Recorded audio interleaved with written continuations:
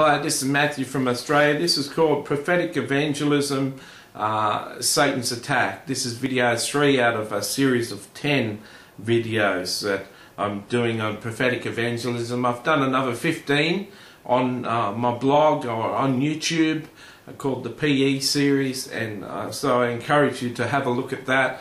I've covered different topics in each of the videos, and so you won't be bored. There won't be much double up.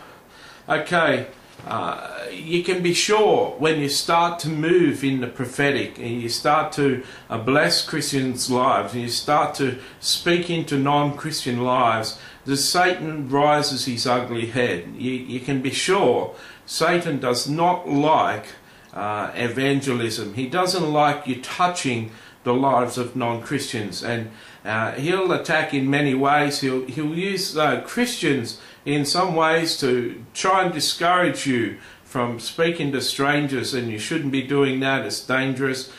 He's used doctors in my life and said I shouldn't do that, and tried to discourage me from doing that.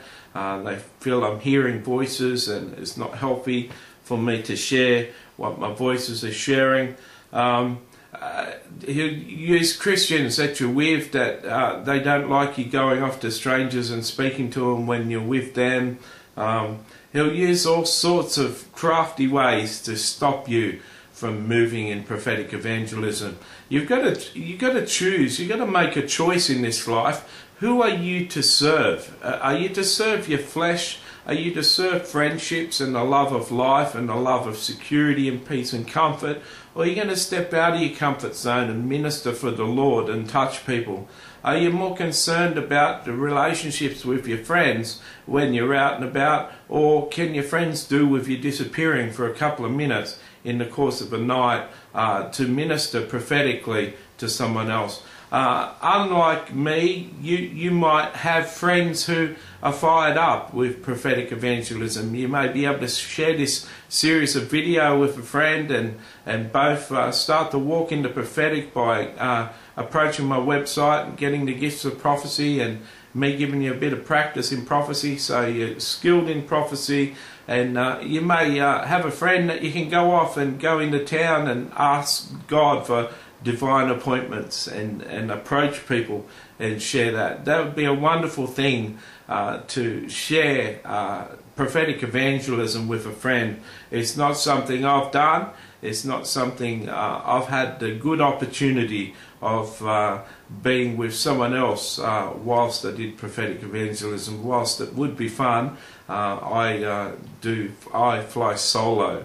It's not out of choice, but many people are just too scared or too worried or too much fear of man to practice prophetic evangelism effectively, especially not anyone that I know. The prophetic lifestyle can be a hard lifestyle. If God's calling you into be a prophet, to move into prophetic and be a prophet, that can be a lonely and rejected lifestyle. Satan can attack you in many different ways. You've got to be prepared for that.